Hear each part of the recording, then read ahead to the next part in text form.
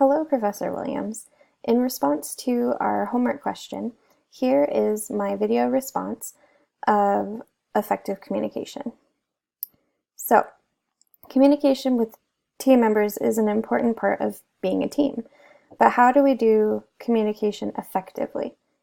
In my opinion, by reaching out early and often and checking in about progress and helping or offering to help other members can be incredibly important, even when not in a role of leadership. But any member of the team can check in with other members of the team to make sure that they're functioning okay and they're getting accomplished what they need to get accomplished, or help if they need help.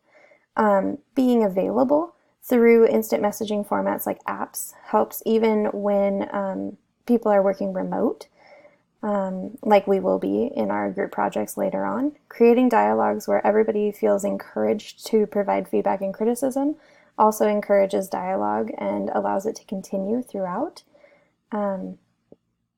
Since communication is difficult in higher education in general, due to conflicting schedules, remote instructors, or insufficient time spent sending adequate communication, it is no surprise that effective communication is also lacking.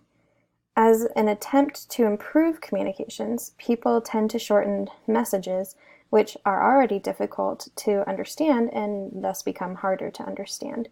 Because most of this communication is taking place remotely through the phone or emails, miscommunications occur frequently due to the lack of body language, facial expressions, or even tone of voice in the case of email and texting. So when dealing with difficult team members and keeping those other things in mind, we can look at solving disagreements as they occur by thinking back to our second discussion question about dealing with difficult adult students. Some of the strategies that we gave for that discussion question can also be used when dealing with difficult team members.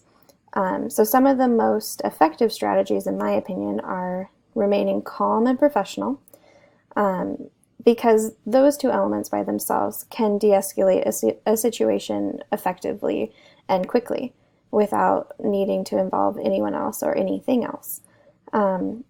Having a private and calm dialogue with the individual with whom this situation is escalating can also be a useful tool, because it allows both sides of the issue, the argument, to be heard and understood, and therefore allow their frustrations to be vented. When a person approaches another person and says what they're feeling or what they took away from a meeting in which they didn't feel comfortable or something didn't occur in the way that they thought it should, it can be almost like an attack. But if it's done calmly and respectfully in a professional manner, then the other person is able to respond, thus creating a dialogue and showcasing their side of the situation.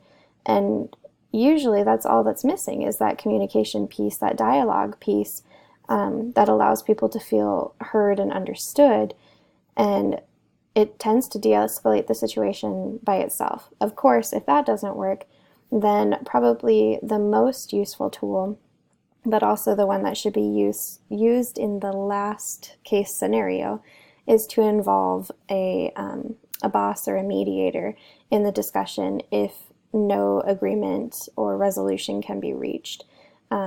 Granted, this is not the best case scenario, because hopefully after practicing those de-escalation strategies, the situation would have resolved on its own and you wouldn't need to involve a third person.